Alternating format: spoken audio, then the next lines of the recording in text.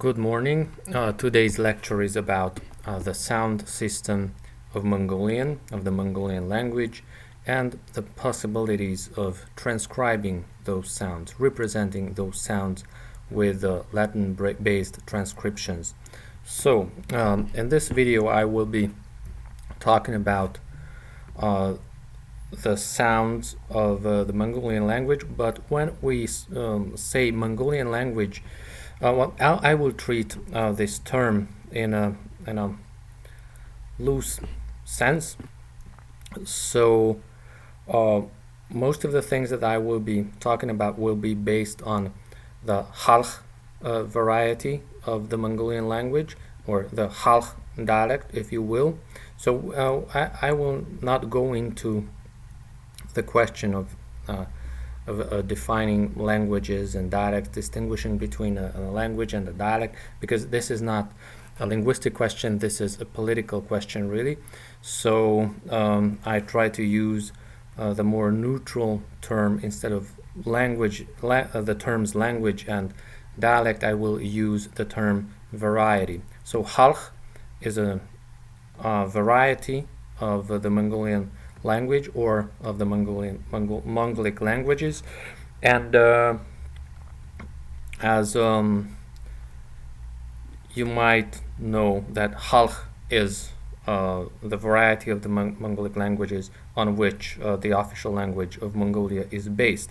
Okay, so let's start. Well, just a minute, and I will make some brief detours into the different varieties of the Mongolian language as well. So the whole lecture will be based on the Halch variety, but I will mention the most salient features of some other dialects, especially the Western Mongolian Oirat dialect and the Northern or Northeastern Mongolian Buryat dialects, and some features of the different Inner Mongolian varieties as well. Okay, so let's start. In Halch Mongolian, Halch Mongolian uses the Cyrillic script. Cyrillic. So we have here, I have the vowels, the basic short vowels of Halch Mongolian. In the left hand side, in blue, are the vowels written in Cyrillic. In black, these vowel sounds are represented in a romanization system that we use in Hungary at the Mongolian Studies faculty at Budapest, at Alta University. This is a kind of transcription system, or not a transcription system in the strict sense, but it's more like it's a romanization system. This is not very, very accurate in representing the sounds, but it's quite convenient to use, and when you want to transcribe or romanize Halch Mongolian, this is a really convenient tool for this one. And we will be speaking about the IPA, romanization transcription system. IPA stands for International Phonetic Alphabet, and in red I gave the IPA characters that represent each sound, each vowel sound. And first we will be talking about the vowels, the different vowels, for initially the short vowels, and then we will go on to the long vowels, the diphthongs and the reduced vowels of Mongolian, and then we will speak about the consonants. Okay, now let's start. The first letter is the Cyrillic letter A, the letter A. Okay, so in all three systems we virtually have the same letter for this sound a. This is the sound a, short a sound. Okay, so I always write the Cyrillic letters in capitals, and but not in IPA or in our own transcription system. Okay, so this is really self-evident, short a sound. Then our next vowel is o. O. This is an open o, and later we will be checking the vowel chart and also the consonant chart of IPA. O. Okay, so we have the letter, Cyrillic letter O. For this one, we use the same O, the same looking O, letter O, for representing this vowel sound in our own transcription system. And in IPA, this is this character is used for this open O sound. It's like in British English we have this same vowel sound in British English and also in American English, I believe. In British English, for example, a lot of something, we use this sound. So this letter stands for halch o. All right. Okay, let's go further. The letter Y is in Cyrillic represents a rounded vowel. In Russian, it stands for the sound U, but in Mongolian it's pronounced differently. It's pronounced as O. O. Okay, O. So it's quite close in comparison to O. So this here is O, and this is O. In our transcription system, we use the letter U for this one, and this is quite ambiguous in IPA, because in IPA I've seen this sound being represented by this character,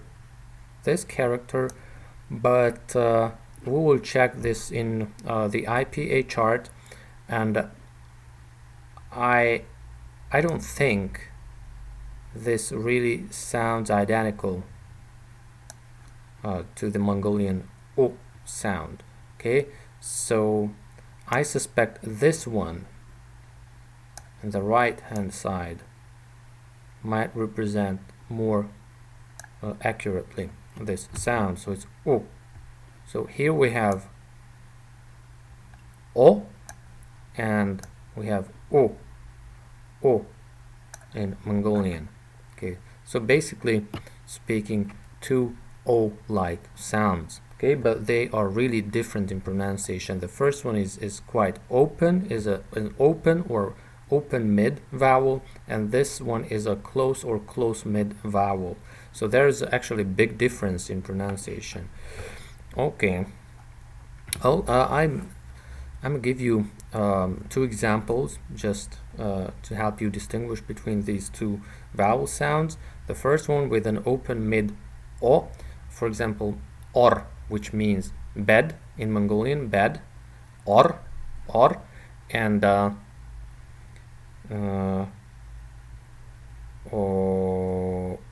with O, let's say od, which means soul, the sole of our feet, soul, od. Okay, the next one. Okay, so these three, a, o, and o, are the back vowels or velar vowels of Halch Mongolian. And now we turn to the frontal vowels. This one here, in Russian, this letter is called e оборотная, but in Halch Mongolian, this letter is pronounced as e. we use the letter E for this one. It's pronounced as I, I. And in Khalq Mongolian and in many other dialects too,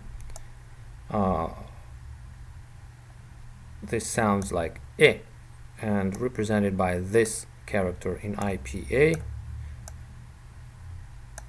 This vowel sound is quite familiar from English. For example, this is the English short I sound. In most of the cases represented by the letter I. For example, in bit, lit, hit, him. In these English words, we have the same, exactly same sound, I. And in quite a lot of varieties, Mongolian varieties, this is pronounced centrally as mainly in Buryat, in the different dialects of Buryat, and in many Inner Mongolian dialects we hear an instead of an I. So for example, the word for sky in Khalq Mongolian sounds like tingr. This word has this vowel, but for example in Inner Mongolia you most probably would hear something like tungr. In Inner Mongolia and in Buryatia it's pronounced as tungr, tingr and tungr. Alright, okay, so the next sound, we don't have this in the Russian alphabet. This character was invented especially for the Mongolian language, and we might come across this letter too in some Turkic languages too. In Mongolia, this one stands for centrally pronounced rounded vowel O. This is pronounced as O. Alright, so this vowel grammatically speaking behaves like a front vowel, but actually this is pronounced centrally. So this is between halfway between a back vowel and a front vowel, so it's pronounced as O, and we use this letter in our transcription system in Hungary. We use this letter with an umlaut, an O with an umlaut for this vowel sound. IPA uses this one, the exactly same looking letter, character for this sound, okay, for this O sound. But in some dialects, in Western Mongolia, for example, and in Kalmykia, near the Volga River, Kalmyk people speak an Oirat, a variety of Oirat Mongolian. They pronounce this vowel frontally, in a frontal position, and it sounds like okay, so in Mongolia, in Buryatia, and most in Inner Mongolia, this vowel is pronounced as O. But if you go more to the west, to Western Mongolia or to Kalmykia in Russia, this vowel will sound like Alright, the same applies to our next vowel, which in the Cyrillic Mongolian alphabet is represented by, again, by a Y, by a character looking like the Latin letter Y, but we have to note that we have in this Mongolian Cyrillic alphabet, we have two letters that look like a Y, and the difference between them is important, because this one, this Y, stands for a back vowel sound, and this one stands for a front vowel. Front vowel, again pronounced centrally in Khalq Mongolian. The pronunciation of this vowel is U, and consequently we use this letter U with an umlaut in our Hungarian transcription system for the representation of this vowel sound, and IPA uses this U with a horizontal line crossing the letter in the middle. Okay, so this stands for the vowel U. U. Okay, I'm give you two examples. For example, Ur. Ur in Halk Mongolian means loan or debt, and Ur. Ur means core, the core of something. For example, Ur and Ur, or Us or Usho means vengeance. Us or Uso, Usho means vengeance, and Us means hair. Us, mini us, my hair, for example. And again, as I've mentioned, the same is true to this vowel, that the same thing that in some Western varieties of Mongolian, this vowel is pronounced frontally as U, U. And for this sound in IPA, we have this character, this the letter Y again.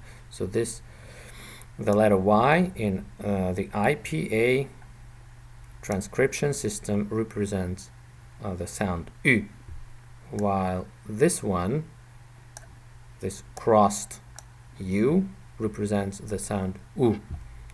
And last but not least, we have the Cyrillic letter E, which represents an E sound, a fully close E sound. It's frontal and close. And we have the letter I in our Hungarian transcription system for this sound, and also the IPA uses the very same letter I for this one. Okay, one Mongolian word with E would be, for example, Ir, Ir, come here. Nash Ir, Ir. Okay. Okay, for the untrained ear, it's quite difficult to distinguish between the sound E and the sound I. I and E.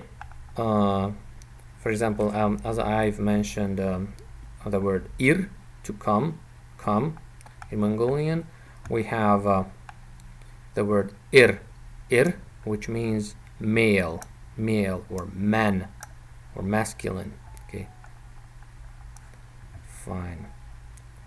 Now let's turn to our long vowels. Here are the long vowels of Halk Mongolian.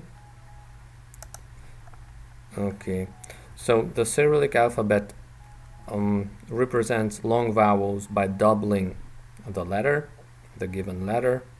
So this is a long A, this is a long A sound, and in our Hungarian transcription system we use a horizontal line above the given letter.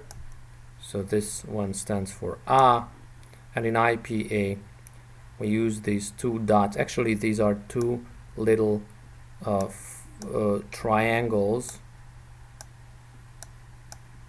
two dots, but actually two little triangles in the IPA transcription. So this one is a long A in IPA. Okay, so the same applies to nearly all the characters. This is a long O. This one is a long O. Okay, so with a U, it's represented with a U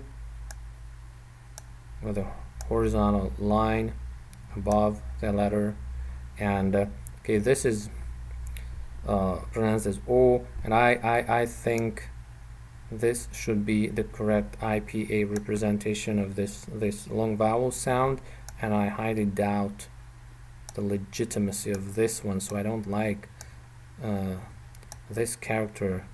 I don't like to use this character for representing this sound, and we will check the vowel chart, and listen to the pronunciation of the IPA recording, and I don't think this one is a really good character to represent this sound. So I think this should be O. Okay. The next one is a long A, and now okay, when this vowel is short, it's pronounced as E, but when it becomes long, also the quality of the vowel changes a little bit. It becomes more open. When it's short, it's really close, E, but when it's long, it becomes more open. So actually, this the double E is pronounced as A. Okay, so this is A and A in the IPA. All right. So here we have O and U. Okay, everything is really understandable. O and U. This is how we represent in our Hungarian transcription system. This is a little bit difficult and inconvenient because we use the umlaut, and we also use this horizontal line above the umlaut. It's a little bit inconvenient, but this is the way we represent this long O sound in our system. Alright, so in IPA this would be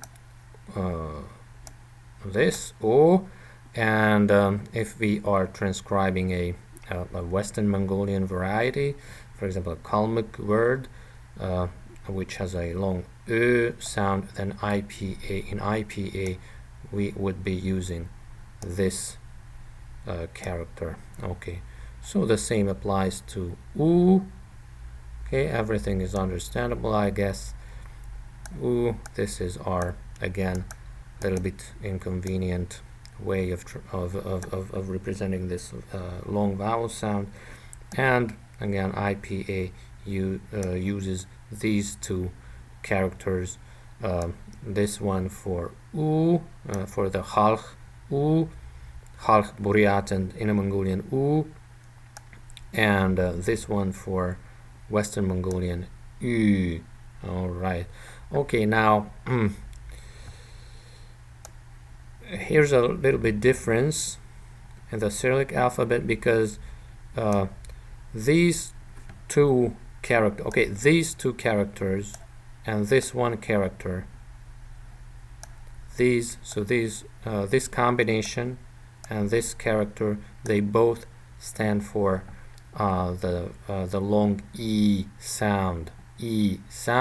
There's no difference regarding the pronunciation, or there is only a really slight difference between the two, so a really insignificant difference if there is any. So this one is E, a long E sound. Usually the Mongolian Cyrillic alphabet uses this combination in high voweled words, that is in words which has only front vowels, and this one E, in words that have back vowels. There are some exceptions regarding this rule, but that's not important now. Okay, so E, this is our character in our own transcription system for long E, and this is the IPA representation of the long E. Okay, all right, so these were the basic vowels, the basic monophthongs, let's say, in Halch Mongolian. We had the short ones, the long ones, and now let's go to the diphthongs, because we have diphthongs in Mongolian. Okay, no, not this one. Okay, just wait a little bit. I have to open a different one. A different diphthongs. This one. Yes, I need this one. Okay, here I have this. No. Oh, okay. Let's close this. I messed up this one. Okay, yeah, here we are. So here we have the diphthongs, the main diphthongs. These are the ascending diphthong. No, the descending diphthongs. The descending diphthongs. We have ascending diphthongs as well, but they are not really important now. We will only be speaking about these the descending diphthongs. We have I, O, U, A, and ui. Okay, so we have these diphthongs, and the representation is really easy. In our own transcription system, we, for example, the diphthong I, we represent with a a and with a I character. That is an A and an I. It is pronounced as I, and this is the IPA representation. I, Oi, an O and an I. This one is the IPA representation, and Ui. That's all understandable. And IPA, we have these two options. And again, I must stress that I deem this one as incorrect. So I think this would be Ui would better be represented by this combination of characters. Okay, so A is an interesting diphthong because in the official official language of Mongolia, we only have an A diphthong, and we do not have an oi. We don't have an oi in the written language and in the official language of Mongolia, but many Mongolian people, even in Ulaanbaatar, in the capital of Mongolia, use this diphthong in some circumstances. For example, but only an A is written. For example, we have in Mongolian we have the word for mushroom, sounding like mog with a long o sound. Mog means mushroom, and if you want to add the suffix the suffix tai, which means with, so with mushroom, if you want to say something with mushroom, then this would look like mogte. Okay, I'm writing here mog. Okay, it's quite ugly, never mind. Mogte.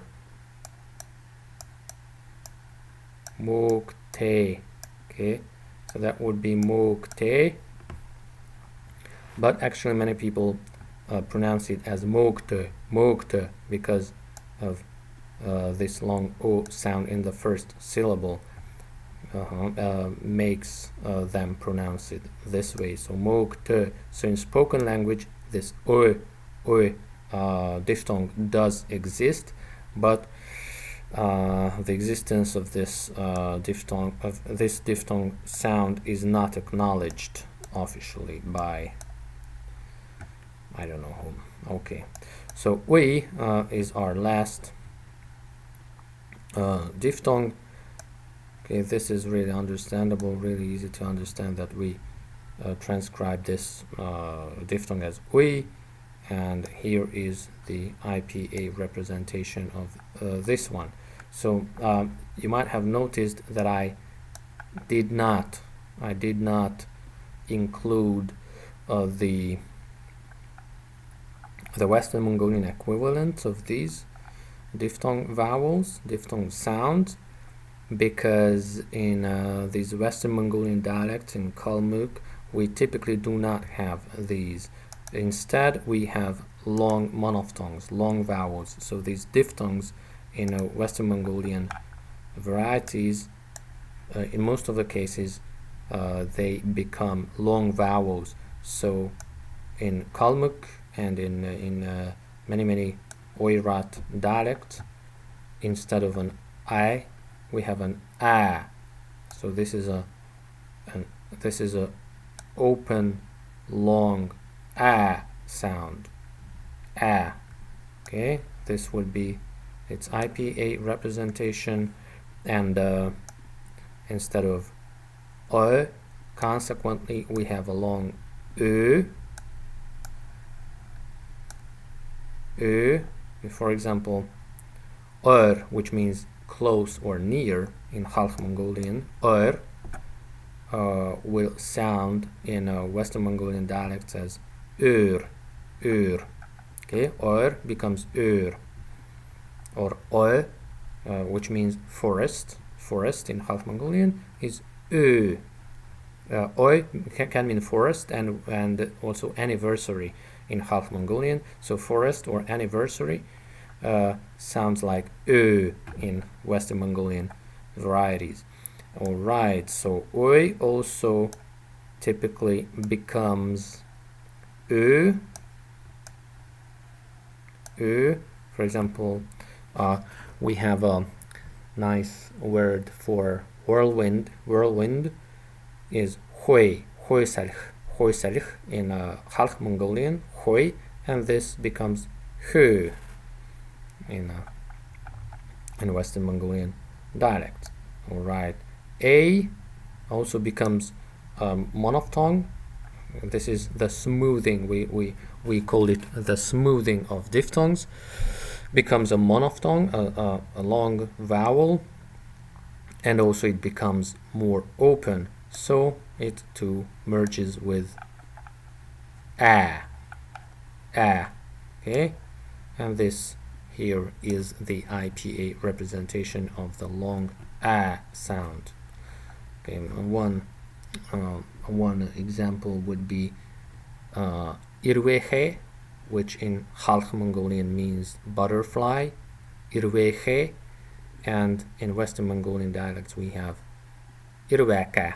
Typically they pronounce it as irwaka with two long A sounds. Okay, ui becomes u or sometimes ö. Okay, u or ö. Okay, now I can't say an example. It doesn't come to my mind now, but okay, it's not really important. Okay, so we have spoken about the short vowels, the long vowels, the diphthongs, and now let's speak about the reduced vowels. We do have reduced vowels in many Mongolian varieties. Reduced vowels, especially in Khalkh and in Oirat dialects, and in certain parts of Inner Mongolia too, in certain Inner Mongolian dialects as well.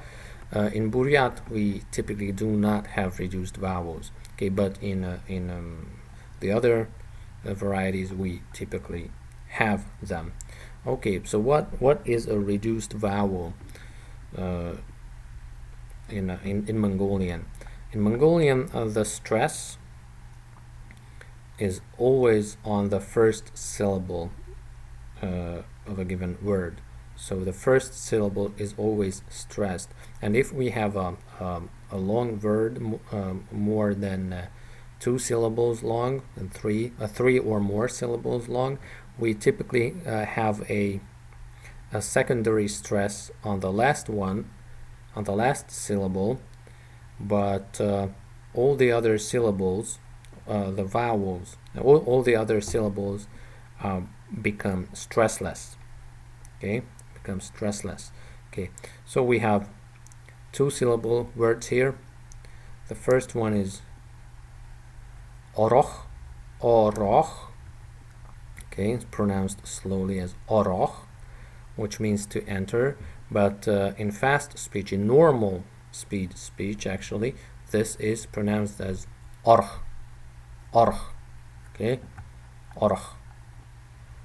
In black, you can see the different possibilities to transcribe this. Okay, orch. So the first o is a normal short vowel, but the second one is a reduced vowel. So if I say orch, orch, you barely hear anything here between the r and the ch.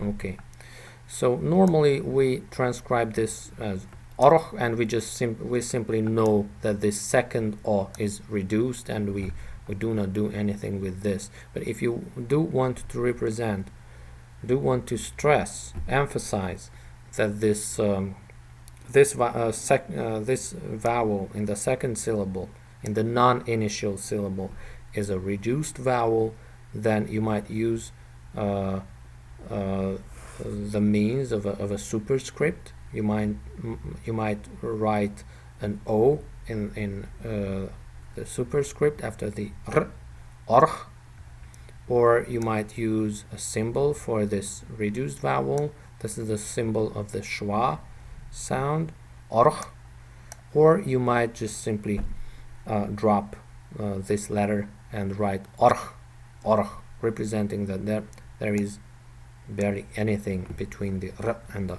ch.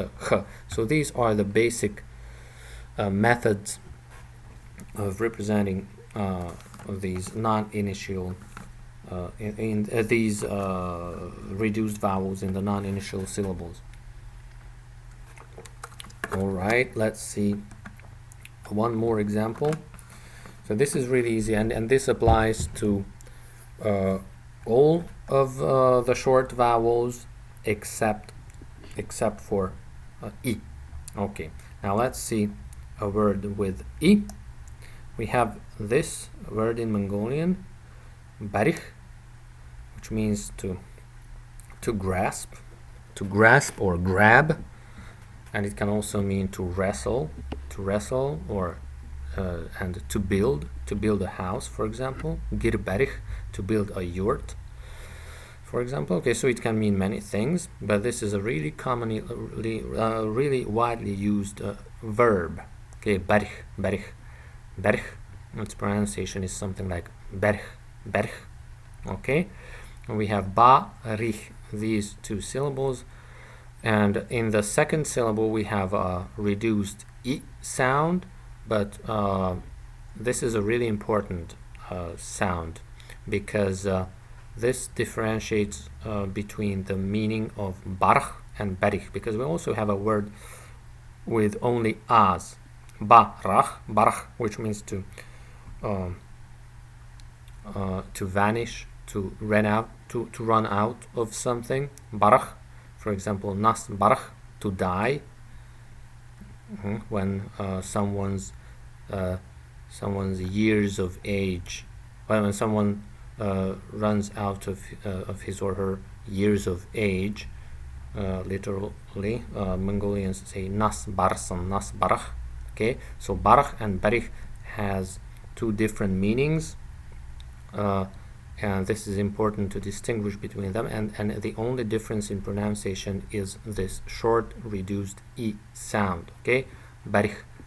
Okay, usually we transcribe this word this way, barich, and we just simply know that this I is in the second syllable, not in the initial syllable, therefore it must be reduced. And when this becomes common knowledge between Mongolists, they just know that this one should be a short I, really reduced I sound. But again, if you want to emphasize that this is a reduced I, then you might use this superscripted I, berch, this way.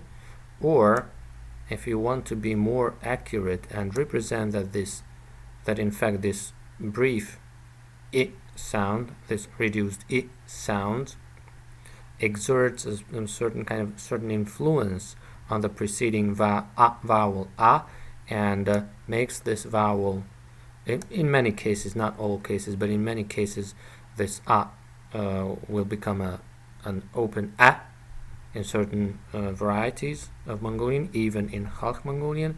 Then you can use umlaut, the umlaut above the letter a, and this, I think, is a quite accurate representation of how the word in many varieties of Mongolian actually sounds. So berh, berh. Okay, now what about long vowels in non-initial syllables? Okay, long vowels in non-initial syllables are shorter than their counterparts in initial syllables. Okay, so here we have this word. This is my favorite example, agar, agar, which means agar. It means air, air. Okay, in the air, agar, agar dotor. Okay, agar. Here in the initial syllable we have a simple short vowel, short a vowel, and in the second syllable we have a long vowel. And many linguists argue that the length of this long a in the second syllable is equal with the length of this a vowel in the initial syllable. So they are of the same length. Well, I doubt this, but this is roughly true. This is roughly true. I think this long a in most of the cases. Okay, well, this depends on the speaker. Some speakers might reduce this long vowel more, and others might reduce to lesser extent. But I think this a is a little bit longer than the short a in the first syllable, but not of course not as long as a long a would sound in the first syllable. So agar, agar, agar, agar. Usually we transcribe this like this one. So this gamma, the Greek letter gamma, stands for this r sound here, agar. Or you can, if you want to stress that this, and if you agree that this long a in the second syllable is not longer than the short a in the first syllable, then you might use this way of this transcription. Okay, agar, agar, agar. Okay, I can't decide, but I still think this in the second syllable, this long a is a little bit longer than the one in the first syllable, but of course not as long as a long a in the first one. Okay, so, and the IPA. Okay, the IPA, possibilities of representing reduced vowels in IPA. Well, okay, oroch. Here we have our verb to enter, oroch, oroch. In IPA, okay, I've seen this way of transcribing this word, oroch, with a superscript schwa, oroch. This is one possibility. And for berich, okay, so IPA, in IPA, the Cyrillic letter B is usually transcribed with letter P in IPA. I will be speaking about this later. And berch, okay, this in IPA, this character stands for this long a sound, not long, sorry, this open a sound, and this is a letter J, a superscript letter J, because J in the IPA represents the consonant y, and if this is superscripted, it represents that the preceding consonant is palatalized. So this becomes the symbol for and this whole thing is pronounced as berg. Okay, so this is one way of representing, of transcribing this word in IPA. And agar here, yes, in IPA, I've seen some books and articles in which long vowels in non-initial syllables are usually represented just the same way as the short vowels in initial syllables. So in IPA they normally transcribe agar as this one with an A, a gamma, an A, and an R. All right. Okay, now let's turn to the consonants now. I'm closing down the tables with the vowels, and we will proceed from the labial region towards the velar region. Okay, so our first consonantal sounds will be the labials, the labial sounds. All right. Okay. We have Cyrillic M, M, M. Okay, M. The letter M is used for this sound. This is really easy and understandable, nothing special. We have an M in Mongolian. Okay, the next one, this is Cyrillic B. The letter B. In our own transcription system, we transcribe it this way. Okay, now here in the consonants, I used different colors. In the left hand side, again, we have the Cyrillic letters. In the second column, again in blue, we have our own transcription system. And in the consonants, I don't know why I messed this up a little bit, but in the last column in black, we have the IPA characters. All right, so B, we use letter B for this sound, and in IPA, normally the letter P is used for this sound, but one could argue that a B would be a better choice. Well, I vacillate between the two because the Mongolian p sound is halfway between a P, a P, and a B.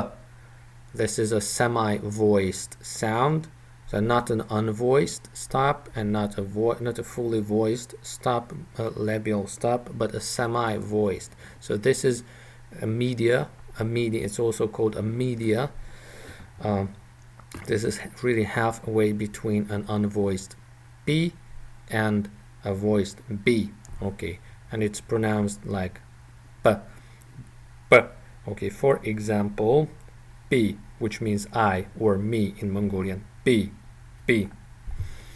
Okay, we also have a Cyrillic letter in Mongolian for the sound P, and this is an aspirated P. As you can see from the IPA representation, there is a H in a superscript, which tells us that this is an aspirated consonant, P.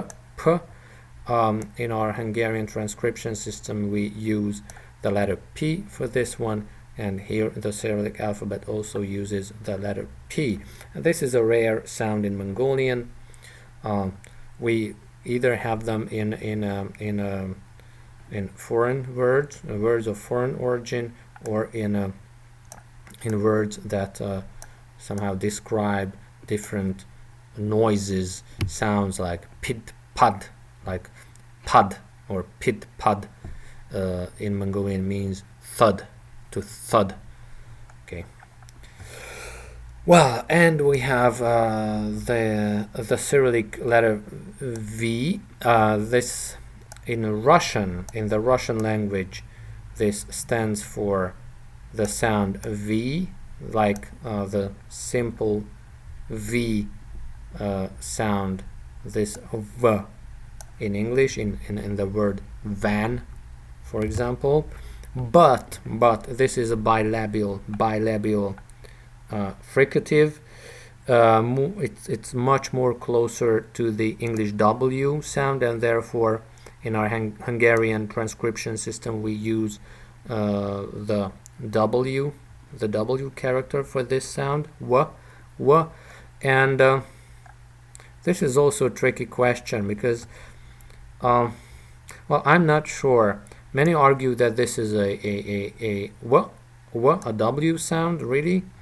But I've seen some articles in which this character was used to represent this sound, this one, and I've never seen anywhere, but I suspect that in certain cases Mongolians would actually pronounce this approximant, this sound, this labial dental approximant. But I'm not sure, I'm not certain about this, but I do have this suspicion that in certain circumstances, in certain phonetic environments, certain people use this sound and not a really characteristic W sound that we can hear in English, for example. Okay, but we will check the consonant chart and maybe we will get closer to the truth. Okay, all right. And also in IPA we have this character. This really looks like the Greek letter phi, or the Russian letter for the F sound, but in IPA again it's a bilabial fricative, which means that when you pronounce this sound, this consonant, your two lips approach each other and then retreat back. Okay, when you are blowing air, like in Japanese, for example. In Japanese they do have this sound, and in certain circumstances, for example before an unvoiced or aspirated sound, if this occurs, if this letter V occurs between an aspirated or unvoiced sound, this becomes f. Okay, f. Okay, good. Okay, now let's turn to the alveolar region. We have the alveolars. Okay, T, we have T and D. Okay, let's just speak about them together, lump them together. T again is an aspirated sound. Okay, so we don't have simply unvoiced sounds in Mongolian and voiced sounds. We always have we have an aspirated and a semi-voiced contrast. Okay, an aspirated and a semi-voiced contrast. So T, we use the letter T for this one, and T with a superscript H. Okay, and IPA typically uses the letter T for the sound T, which is a semi-voiced D, really. And you might as well use the letter D even in the IPA system if you want, or somehow choose. If you want to be really accurate, you might choose the semi-voiced special character from among the semi-voiced special characters from IPA, but this might be unnecessary. It's better just use the T or D. Okay, so T is an aspirated sound in Khalkh Mongolian, and T is a semi-voiced D, halfway between a T and a D. Alright, so we have the Cyrillic letter S, and the transcription is really self-evident. We use the Latin S, and also IPA uses the Latin character S for this sound. Nothing special. Okay, T. T. Okay, let's lump T and T together. Again, we have this aspirated and semi-voiced opposition. Here, T is an aspirated T sound. We in Hungary, in our Hungarian transcription, we use the letter C for this one, and this complicated symbol stands for this one in IPA, again with a superscript H. Okay, this is T, T, T, an aspirated T sound, and this is the Cyrillic Z or Z. In Russian, this stands for the sound Z, but in Mongolian, in Khalkh Mongolian, and in many other dialects, this is a semi-voiced T, T sound. And interestingly, in our Hungarian transcription system, we use the letter J for this sound. Okay, so this is quite unusual, but it does make sense. It has its own logic behind it, and J, the letter J, represents the Khalkh Mongolian T.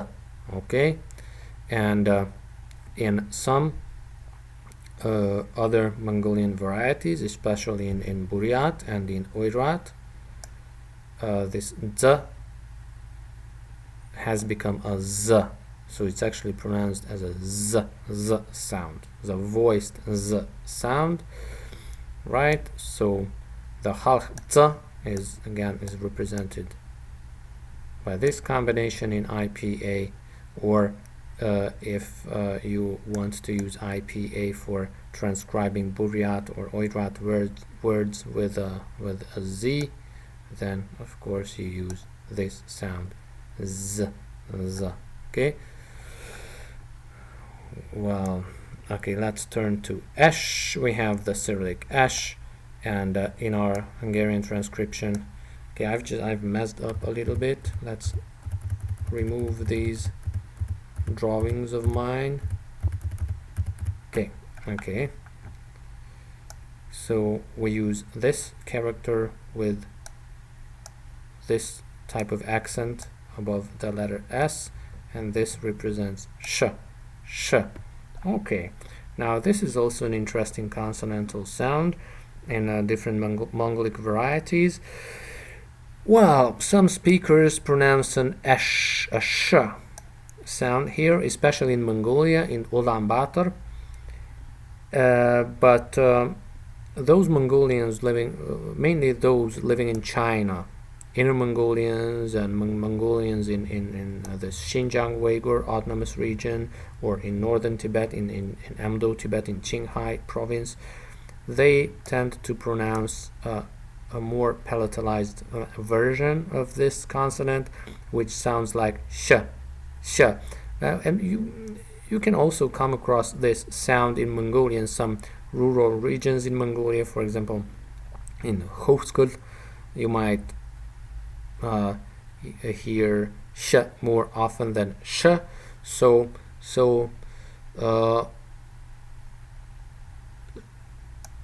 really there is a certain amount of liberty in using this sound, sh or sh. Okay, so for this sh, this more palatalized version of this sound, IPA uses this one, and also in the Chinese language, as you might know, the Chinese language, Mandarin Chinese, uses this sh sound extensively. Okay, so this is either a sh or a sh. Okay.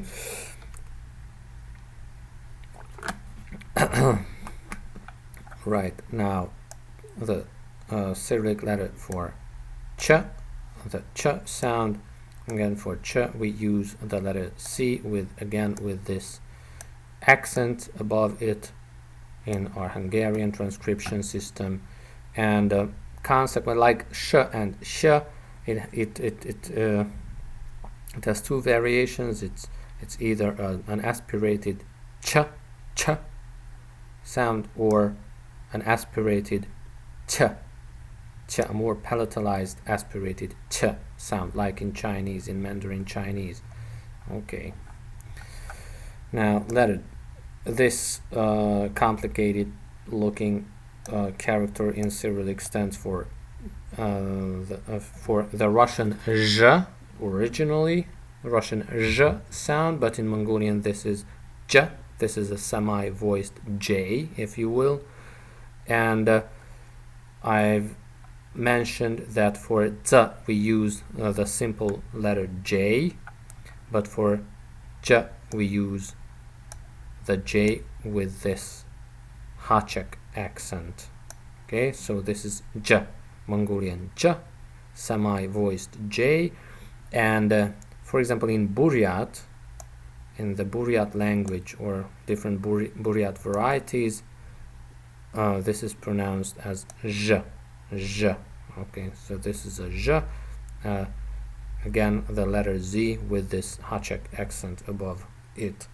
Right, so the IPA transcription of j, of this semi-voiced j sound, would be a ch, or this ch in some places, especially in Inner Mongolia and in different Mongolian speaking parts of China.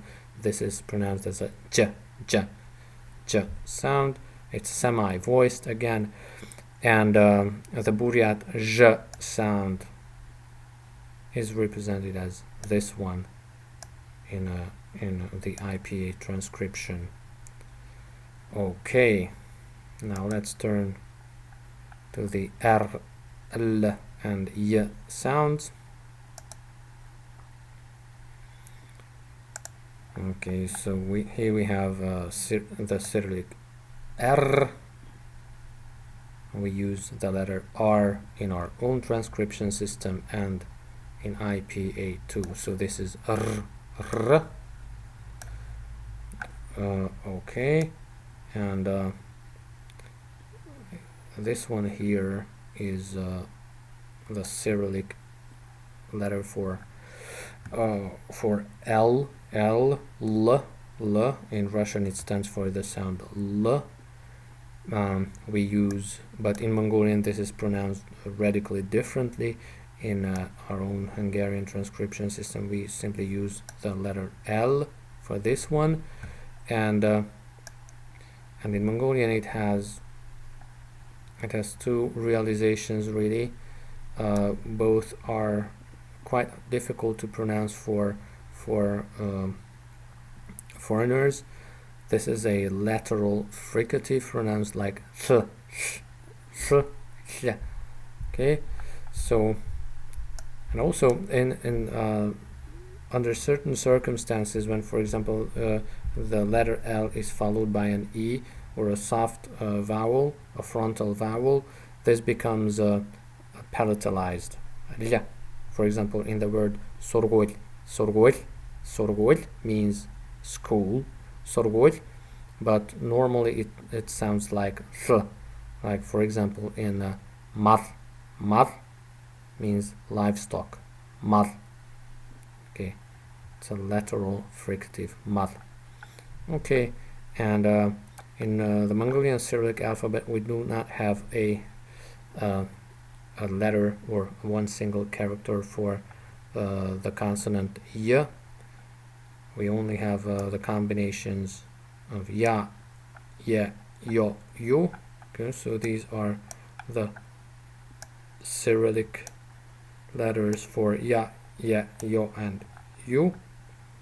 And this is how we transcribe them in our Hungarian transcription system. Okay, so ya, this is quite self-evident. Y or yo.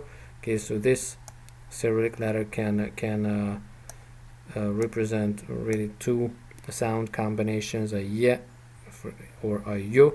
For example, the word meaning 9 is written like this in Mongolian. Some people pronounce it as yis and some as yus.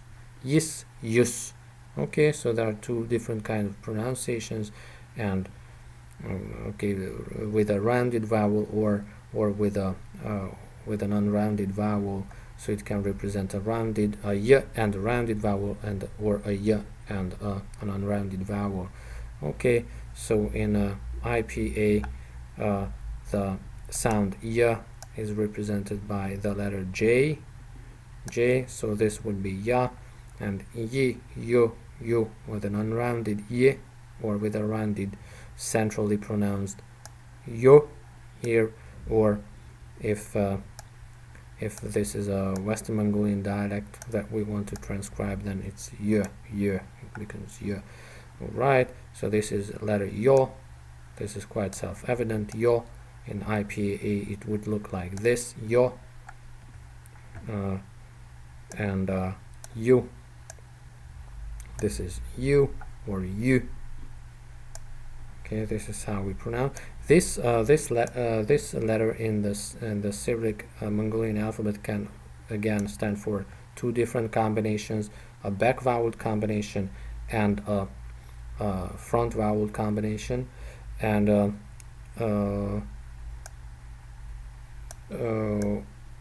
this is actually evident from the word, from the surrounding vowels of the given word. For example, if you use back vowel words only and you come across this letter, then this must evidently stand for a back voweled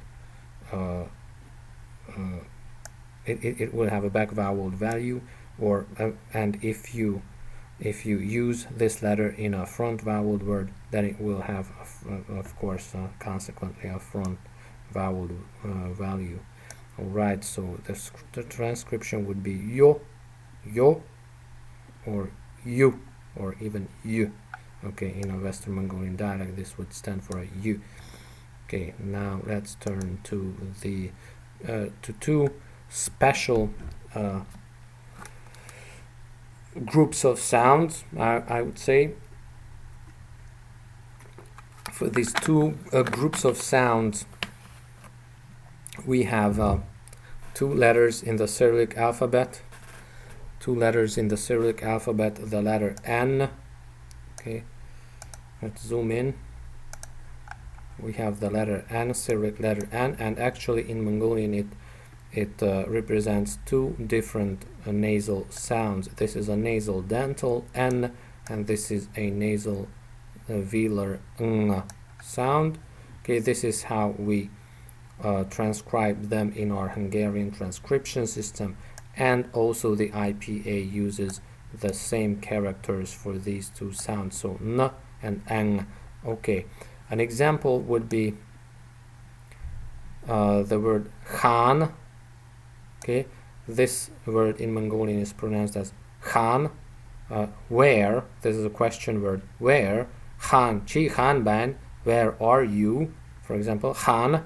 And this this last is not pronounced, but this or letter A only represents that this N should be pronounced dentally. So this is a dental nasal.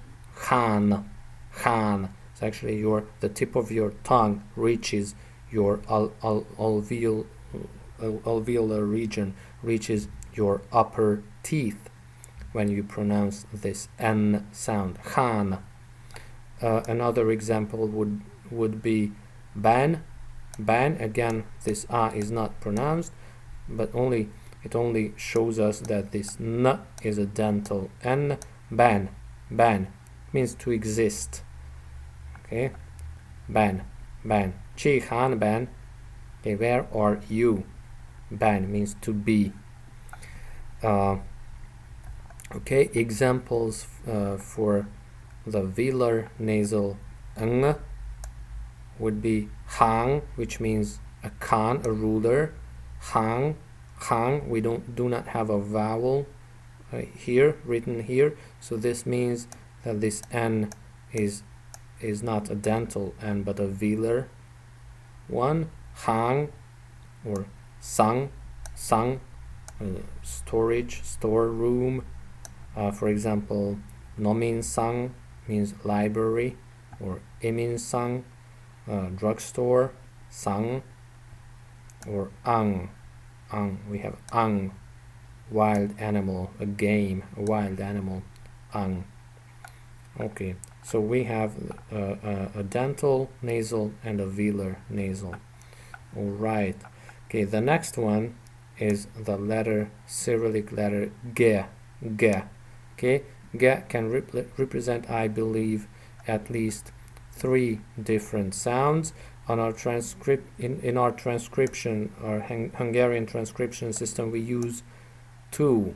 We differentiate between 2 of these sounds, which is an inaccuracy, I think, but yeah, maybe our transcription system needs to be reformed a little bit. Okay, so this G, letter G, Latin letter G, stands for the sound G. It's a semi-voiced G. It's somewhere halfway between a K and a G.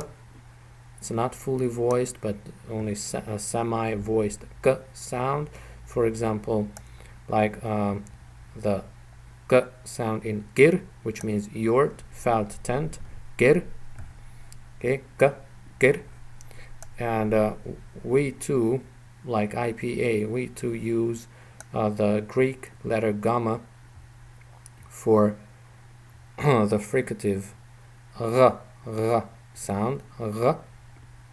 Okay, and again IPA, you can see, uses this one, but we this r can be heard in the word bara as being or existing. Bara. Okay, this word bara comes from ban. These are related. Bara. Okay, so in gir we have this g sound that is halfway between a ka and a g, and here this letter g stands for this r sound, bara. And actually we have a third type of velar consonant, again represented by this very same Cyrillic character in the word bak, and I firmly believe that this sound is a uvular, is a voiced or semi-voiced, let's say semi-voiced uvular stop. So it's pronounced in the uvular region. Bak. This is not our Hungarian transcription system normally uses this gamma, the Greek gamma, for this sound as well, suggesting that both of these sounds are fricatives, but this is actually not true. This one is a fricative, bara, but in bak, this bak is not pronounced as bara, or in many varieties of the Mongolian, this is not pronounced as a r. In some places it might be pronounced as bara, but I've never heard this. It's pronounced as bak, k. It's a uvular stop, and the uvular voiced stop is represented by this sound in the IP. This G that looks like a capital G, but the size is smaller. Okay, smaller sized capital G is the symbol for this k sound. And also I haven't written also in back voweled words like this one, qal, and in the word Mongolian, Mongol, this q sound is pronounced Mongol and not Mongol or Mongol, not really not just a normal g sound like in gir, but Mongol and qal is a uvular stop, I believe. Okay, so in a summary, this g, Cyrillic letter g, represents at least 3 distinct consonantal sounds. All right, and our next group of sounds are the velars. Well, in fact, the this velar nasal and the gut-like sounds were velars too, but here are the other 2 velars that we have in Mongolian. Okay, so an X, the letter X, or at least the Cyrillic character that looks like the Latin X, stands for sound ch, or ch, which is a velar fricative, and we in our Hungarian transcription system we also use the letter X for this one. IPA again uses the letter X, or this little bit different looking X. This X, there is a little difference between the two, not only between the 2 symbols, but also, of course, between the 2 sounds that they represent. This one, this simple X, represents in IPA the velar sound ch, and this one represents the uvular ch. These are a little bit different, and in Mongolian these are allophones, not phonemes but allophones. In front vowel sounds, Mongolians typically pronounce this ch, like in hung, which means person or man, person, hung, and in back voweled words, this is pronounced more like in the uvular region. For example, in the word har, which means black, the color black, har. Okay, and some people, after a velar nasal ng sound, when this consonant comes right after a velar nasal ng sound, some people, including myself, though I'm not a native speaker, but I do pronounce a k. It's an affricate, k. For example, in the word ankar, I can't even pronounce a h here. Okay, it means ankar. It means attention, please. Ankar. Okay, but yeah, many Mongolians say it, pronounce it with a uvular h, like ankhar. But some other people, for example, the Mongolian people that I lived together with in Mongolia, they say ankar. So I adopted this way of pronunciation, and I can't even pronounce a h here. Only in slow speech, ankhar, but in fast speech, many people use this affricate in this position, ankar. Okay, so yeah, here are my examples: har with a uvular h, and for example, hil, which means language, with a velar one. Alrighty, so, and we also have the letter K in the Cyrillic alphabet. K. Okay, this is really not an important sound in Mongolian. In Halch Mongolian, this sound and this letter occurs only in foreign words, mostly in foreign words, and in slang words, in some slang words of unknown origin. This is really interesting. For example, in sak, I don't know the origin of the word sak, but it means cool, really good, cool. Sak, it's pronounced with a k sound. I don't know where it comes from. This is a curious question. Okay, but normally we do not have the sound k. This aspirated. This is pronounced as with an aspiration. So an H is used if we transcribe this in IPA. An H is used in the superscript to represent this aspirated k. But this is a really, really rare sound in Khalq Mongolian. Normally, Mongolians tend to replace k with a h in these foreign words. For example, especially elderly Mongolians, for example, kurtik, which means jacket in Russian. This is a Russian word, and Mongolians use this word, kurtik. I've heard people saying hurtik with a h. Okay, but in Western Mongolian they do have this sound, and typically they have it in front voweled words. So if you travel to Western Mongolia or to Kalmykia, you might hear kun instead of hung. Hung meaning person, and they tend to say kun.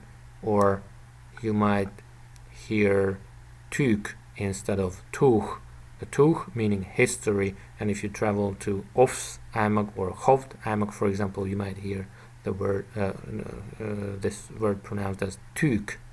Okay, and so on and so on. Okay, so this is all. I hope it was all understandable, and if you have questions, you can ask those questions in the comment section. Or I wanted to check the IPA charts. Okay, so let's briefly check the sounds. First, the vowel sounds of Mongolian. Okay, here we have basically all the vowels that can be pronounced by using a human mouth. So, okay, let's start. A, O, O. We have A, O, O, the back vowels. So, A.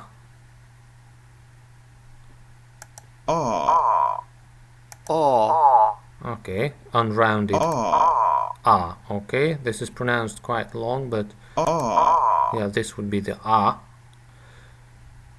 And we have O. Okay, in or. Okay, and I think this one should be O. O, like in old, in mountain. And not this one.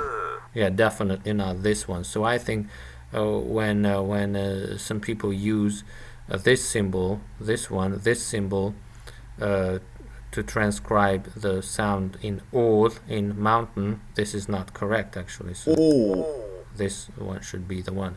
Okay, A, O, O. We had A, O, O, and then we have E. This is again pronounced quite long. E. This is the long one, but normally it's Ir. E. Okay, and then we have O. Okay. Okay. O. And we have U. Like in hung. Okay, and in some Western Mongolian dialects we have this a. Okay, and what else do we have? Yes, in Western Mongolian dialects we have, instead of O, we have a more frontal Ö, and instead of the central U, we have Ü. Okay, so these are the basic vowel sounds of Mongolian, and the consonantal sounds. Well, we have M, Ma, ba.